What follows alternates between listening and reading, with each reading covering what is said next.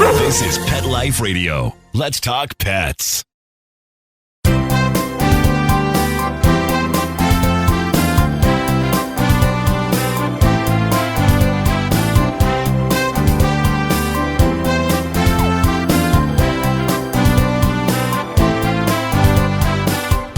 And good morning, good afternoon. You're here live with Dr. Jeff Werper. You're your host for the next 30 minutes on Pet Life Radio. It's Ask the Vets with Dr. Jeff. We're here for you. We want to hear from you. Any questions you may have.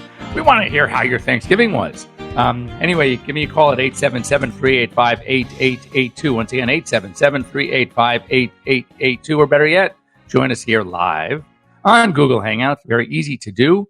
You go on to PetLifeRadio.com. Click on under shows, Ask the Vets with Dr. Jeff, and you'll see a box as you scroll down, and there's a very long Google Hangouts link. You don't have to memorize it. You don't have to do anything except click on it. Very easy, and you can join us here live to talk about whatever we want to talk about. I do want to talk about one of the effects often of Thanksgiving and holidays coming up, and we're going to talk about it in the second half of the show, and that is a subject that is probably near and dear to me, but you guys don't like it. Your dogs hate it. Your cats hate it. That's vomiting. And the reason is that it's one of those symptoms that probably has more reasons for it happening than almost any other symptom that we see. And it is probably the most misunderstood. And from your perspective as pet parents, probably the one of the most frightening. And it doesn't necessarily have to be. So we're going to talk about that. And a lot of mistakes that people make when it comes to vomiting and the fear and what they're doing about it, etc. So if you have any questions about your vomiting pet, why they vomit, what happens, and what you should do about it if it happens at home at some weird hour, and more importantly, what you shouldn't do about it. So anyway, we'll talk about that second half of the show. Once again, I like to go through just some news items. I guess maybe because of Thanksgiving week, the AVMA took a little time off, but I didn't see many new posts, but I did see a few that kind of struck my fancy. Number one, which is no surprise to any of us who are animal fanatics, and that is that pet ownership continues to climb. Now, 57% of all households in the United States, this is a survey that completed in 2016. The whole thing was just published and all the data was collected. So just so you know, it's even more this past year in 2017. But 57% of all households had pets. 38% owned one or more dogs. Cats was a close second with about 25% of the households. But it was interesting. It's also what they call exotic or specialty pets. For example, I'll read the list in no particular order, just so you know. But what are becoming continually popular: fish, ferrets, rabbits, hamsters. I'm one of those. I'm in that statistic. Guinea pigs, gerbils, turtles, snakes, lizards, poultry, livestock, and amphibians. So there were more than 13% of households in 2016, which is up 25% from 2011. And the average dog owner visits the veterinarian 3 times a year. In my opinion, that's probably not enough, but they do it anyway. And the cat is not far behind at 2.4 times per year. So, and those are definitely up because the number for cats used to be like 1.8. So 3 times a year. But I mean, it's good from a statistics standpoint to know, as we veterinarians, as we are determining costs and what we need to have and how many times we're going to see a patient, how often we should send reminders, just to know that 3 times a year is pretty much the standard, the average. And, I actually thought it was going to be higher. Let's put it this way. There are more households in America that have pets than there are with children. So it always boggles my mind when it's so difficult to get some real media attention when it comes to our pets, when there are more pets in the U.S. than there are kids. There are more households have pets than they have kids. And yet, there's so much, kids this and kids that and commercials and stuff about kids. I mean, the way I got actually in the media years and years and years ago was because there were no public service announcements. There were public service announcements about cancer and self-examination and smoking. And you never saw a PSA, a public service announcement, when it came to pets. And I went to the AVMA, which is very slow to move. And I told them that I'm out in California and I practice in Los Angeles, and I have some clients that are agents in media, and they could help. If you were interested, I would be happy to help. I could help write things and whatever. And I was a new graduate at the time, and I got this very condescending, "Sure, Sonny, but we got you covered. We're taking care of it." "Oh, great." I said, "That's fantastic. If you need any connections, let me know." I waited and waited and waited and waited some more, and zilch. And I finally said, something, guys, screw you. I am going to do it myself. And I wrote a video series, which ended up through the luck of one of these friends of mine who was an agent at CAA, Creative Artists Agency, and got me a little guest spot on a then syndicated talk show called Our Magazine. And I did the segment. They wanted to talk about the video series. And I didn't really want to talk about the video series because I felt it was kind of like an author.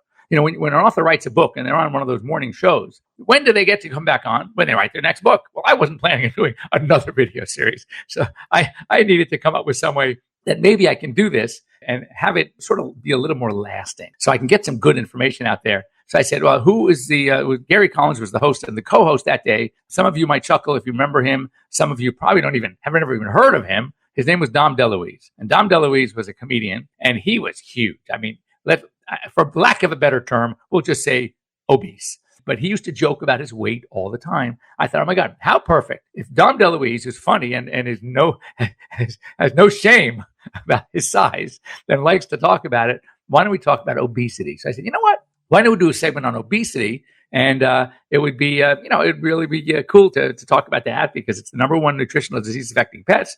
So I bring on my very svelte, beautiful Labrador. Gary Collins had a kind of, I wouldn't say the lab was obese, but he was certainly overweight. And we did a segment on obesity. And with Dom DeLuise, it was really funny.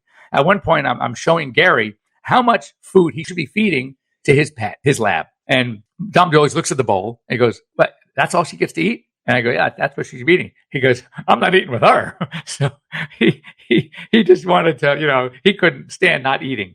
But anyway, the segment went really well. And sure enough, the producer came over. This is exactly what I wanted and says, "God, that was great." He says, "Would you like to do this again?" I said, "Yeah."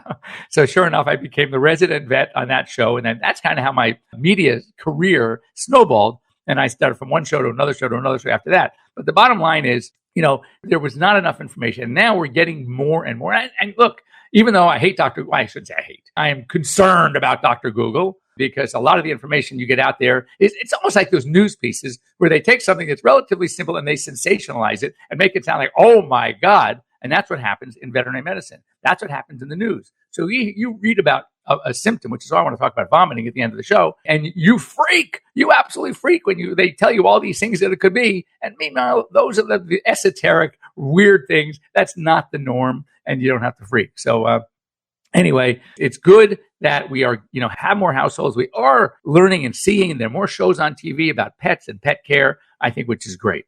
So anyway, I want to see that number up. I don't like 57%. I want 100% of households having pets. So that's our goal. We have to make sure that, people start really, really embracing their pets. Next up, wintertime is coming. It's getting cold. The days are shorter. It's colder out there. And interestingly, dogs really kind of like something about the cold weather. And what it is that we know their noses are amazing. They have 40 times the nasal receptors that we have. We have about 5 million. They have 200 million. They can smell things. They can smell individual things of things that we can't even smell the whole thing. I mean, it's amazing. So during cold weather, with the cold and the dryness, it turns out that a lot of scents are in a sense that they are more accentuated. They're sharper for the dog. So they love walking around the snow and ice, sniffing things because they can sniff even more, which is kind of cool. But actually, it's cold, but you got to be careful. What I recommend anytime is you're going to take your dog, spend more time outdoors, and they seem to like to go outdoors. If they're small or very short-coated, let them wear a sweater. It's okay. It looks a little funny. They can be laughed at, but it'll keep them warm. They do lose a lot of their heat to the outdoor temperature when it's really cold. And also look for some booty, something to protect their feet, not only from the cold, but also from the de-icing chemicals and things they put on the snow, on the ice, on the sidewalk, on the streets, etc. And those can be very, very irritating to their feet. So you want to protect the paws as well. And this is really cool. I read this and I love these kinds of stories. And for those of you that are active in your animal welfare groups, organizations, or rescue groups, here's a good one. And that is that in Columbus, Ohio, there is a group, it's a nonprofit called Gigi's Shelter for Dogs. And what they do is they search around in their areas, so obviously state of Ohio for sure, any shelters that are very active, that have a lot of foot traffic, but maybe sometimes not as many dogs as they could use, they will pull dogs from shelters in smaller towns that don't have the foot traffic, where dogs are being euthanized because there's not enough they're just not getting adopted. So they are basically doing doggy transfer, and they're feeding some of the busier shelters and pounds with dogs that are coming from areas where there's not enough traffic, not enough people adopting. So that's kind of cool. So they're evening out the playing field. So the busier shelters get more dogs, and the chances of being adopted are greater, and they've been very, very successful. So that's when you think about how to sort of spread the wealth, if you will, that's a great way to do it. So my hat's off to Gigi Shelter for Dogs. And if you're in an area where there are a lot of people coming into shelters, sometimes the pickings are slim, which is great, but let's get some dogs from other shelters where there are just too many dogs and there's not enough people coming through to look for them. And or put a little pressure on your rescue groups, because what rescue groups do is they comb the shelters. And especially if they're sort of a breed or a size specific rescue group, they're looking for a particular dog, a particular cross of that dog. So they're going into the shelter. So if there was one story that I just saw the other day, which, I told them my daughter is crazy about dogs and she goes to the shelters. A German Shepherd, young, they found it roaming, has no ID, no nothing, no microchip, with a little bandage on its leg, like a cast. And they're saying that they need someone they want to get this dog rescued, but either they're busy or they don't have the staff. They're not even going to check the leg. They don't even have a veterinarian associated with them who can at least take the bandage off. And bandages they need to be checked weekly. You leave a bandage on a little too long, even 2 weeks, certainly more than 2 weeks, that might be a little too tight. You can take that bandage off. The blood supply has been cut off. You didn't even know it, and you lose a leg. So it's very important that these bandages should be checked weekly. So those are the kinds of stories. So if you see stuff like that and you think you can help in some way, shape, or form, go for it. Help. Make a phone call. Call your vet. Call a shelter. Call a local rescue group and see if they can help. Anyway, don't go away. When we come back, we're going to talk about that fantastic subject. Oh, it's a cheerful subject of vomiting. So we'll be back after these short messages. Sit. Stay. We'll be right back after a short pause. Well, 4 to be exact. What if you could protect the life of your cat with something so simple and affordable that you already use every day? Get ready for the evolution of kitty litter. It's Pretty Litter. Along with all the features you've come to expect from your kitty litter, Pretty Litter's patented and scientific formula will also monitor your cat's health and detect illnesses early while providing industry-leading odor control. 2 kitty litters, same cat, same price. But there's one important difference. Pretty Litter reacts to your cat's waste by detecting health issues simply by changing color. And the key is that Pretty Litter detects these issues before your cat shows symptoms of physical illness or pain, likely saving you major dollars in vet bills while protecting the health of your cat. What do you think, little guy? Ready to switch litter? Pretty Litter. Colorful insight into your cat's health. Go to prettylittercats.com/cat101 or use coupon code CAT101 to get 20% off your first subscription order. Let's talk pets. Let's talk pets On Pet Life Radio. Pet Life Radio. PetLifeRadio.com.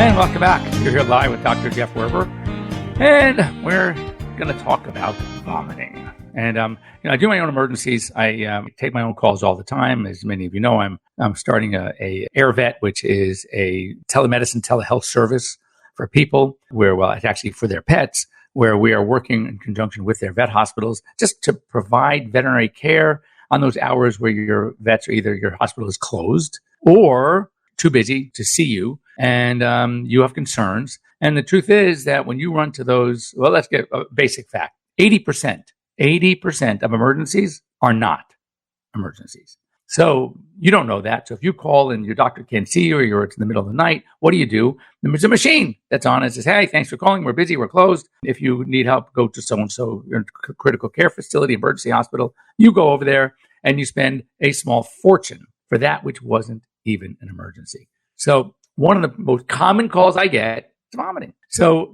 first of all, the vomiting is one thing. There's some questions you need to ask yourself when you have a pet that's vomiting. First of all, you know your pets. What is the likelihood that they actually ate something that is bad or ate something that could get lodged in the intestine? Number one. Number two, look at your dog. All right. Look at your cat. Are they acting normally? Or can they not wait till they get their next meal? Are they happy, running, alert, playful, active, eating? What's coming up? Is it food? Is it phlegm? Is it bile? Is it grass? Is it pieces of leaves? Well, if it is, then you can tell a lot from what they're throwing up. And if it's food, how long after the eating do they vomit? If they vomit what looks like a full meal 10 hours after they ate, that's a problem. Then I'm thinking about some sort of obstruction that the stuff couldn't get through. If you see just yellow bile or phlegm and the dog is running around and can't wait for its next meal or toy or whatever to play, then that's probably just like gastric reflux. That's an esophageal or gastric juices that are flowing. And it's almost like our heartburn. How about a dog who throws up something like grass or leaves? Well, clearly he ate grass or leaves. And guess what? They make him vomit. And if you offered him some more grass or leaves, he'd probably eat some more. And if you offered him food, he would eat it. Then again. So interestingly, most of the vomiting stuff that we see, all right, you have to look at the pet. If the pet is super happy, alert, playful, still their own behavior, their own everything, they can't wait to go out again, they're wagging their tail, then you probably have nothing to worry about. If they are infirm, they're old, and they haven't been eating for days, and now they're vomiting, then that's a problem. That's probably a metabolic disease we have to worry about. If you have a dog who's continually vomiting and spitting up and now dry heaving, and it's a large breed dog, and their belly is getting very large, almost like tympanic, like a drum, very large and firm, now I'm concerned about bloat. That's an emergency. That's a medical emergency. You got to get them in right away. And they're hunched over. They look sad. They look like they're in pain. They're going to a corner and they're continually trying to spit up. Nothing's coming out. Well, at first something does, but then nothing. That's a sick dog. So one of the best things to evaluate is just look at your pet. And I had a dog come in the office and it was vomiting a couple of times a week. It's a French bulldog. So first of all, I know Frenchies. I have some. I see tons of Frenchies. And this dog, I couldn't get a good look at it because it was running around the room, jumping up and down, licking me in the face. I mean, this clearly not a sick dog, and yet vomiting several times a week. So I asked him questions. What's coming up? No, just yellow bile. It's like, when? Does it happen? Usually like late night, early morning? Oh, yeah. It's usually in the middle of the night. We wake up to it. Is he still eating? Oh, my God, he can't stop eating. So all these questions, and I knew my answer right away. I barely even had to put my hands on the dog. I didn't have to take an x-ray. I didn't have to take a blood test. I already knew the answer. That's why I'm concerned sometimes when these dogs are vomiting for whatever reason, and all you're thinking about is vomiting. You're not looking at the big picture. You're not starting to ask yourself, when was the last time my dog actually chewed up a plastic toy? Or my cat ate yarn? Or got into the garbage? If the answer is never, I've never seen him do that, then probably it's not that. So you have to know your own dog. Now, if you have a dog that eats everything all the time and is always getting into the garbage, now we have something called dietary indiscretion. He may have eaten something that is either lodged or more likely just something that just irritated his stomach. Now, let's talk about irritated stomach. And let's talk about one of the things that I often hear when I get a call is the dog is acting okay, maybe a little bit sluggish, but he's continued. He's vomited like 5 times in the last couple of hours. And I'm thinking, okay, is he drinking? Oh my God, he's going to the water bowl. And I want to say, don't let him drink water. Vomiting breeds vomiting. Once that stomach goes through this vomiting episode, it's almost like taking a wet rag, and wringing it out. The inside of that stomach is so irritated now that anything that goes back in that stomach, even something as benign as water, can induce more vomiting. Anything that stretches that stomach wall is going to induce more vomiting. So now that second, third, and fourth vomiting may be totally related only to the first one and nothing new. And it's because the stomach is so irritated. So when I often ask a client comes in with the concern of vomiting, I will offer them, well, first of all, I asked if they're drinking water. If they do and they want to drink water, that's actually a good sign. Now, how about if I offer them something really tasty to eat? And I mean really tasty. I often give them a little baby food right out of the jar. If they attack my finger, that's a really good sign. Now, am I going to let them eat it? No way. But the fact that they want to eat despite the vomiting is really a good sign, because dogs that have more serious reasons for vomiting will turn their nose to filet mignon. They will not eat anything. That's how lousy they feel. And they're hunched over. Their body position indicates that they just really feel like crap. And those are the ones that probably need some more medical attention. So what I recommend, if you have a dog that's vomiting, evaluate your dog. Just sit back and watch him. How does he look? Is he running? Is he feeling does he seem like behaviorally he's normal? That's a good sign. Secondly, don't give him water. Take some ice cubes, depending on the size of the dog. It might be 1 ice cube for a small dog, 3, 4, 5 ice cubes for a big dog. Stick him the ice cubes in the water bowl. Why? Because unless you have a dog who loves to munch on ice cubes, which most don't, but some do, but for typically let the ice, they can't drink a lot of water at once when the water is in the form of an ice cube. So what they do is as the ice melts and they're thirsty, they can go lap a little bit of water up at a time from the melted ice, but they can't get a whole large volume at once. Now, of course, one of the side effects that we worry about with extensive vomiting is dehydration. So they do need the fluids. And if we have to deliver fluids without getting through the gastrointestinal tract, we have to give it to them either sub-Q. If they're small, we can do that. Or, medium, large dogs really need it IV. Giving fluids, what we call subcutaneously, to a big dog probably is not going to be that effective. So the bigger the dog, the more likely they're going to need an IV. And then, of course, medication to stop the vomiting. And depending on what's coming up, how soon after eating, what their general demeanor is like, etc., will dictate. Are we going to need x-rays to take a look and see if the history indicates a dog that, oh my God, yeah, doc, he eats everything. I think I told you a couple of weeks ago, I took a rock out of a dog. And if you want to go into my Instagram at Dr. Jeff Werber, you will see I did a little show with this dog who actually, his name is Louie, who actually ate a rock. And I'm not talking a small rock.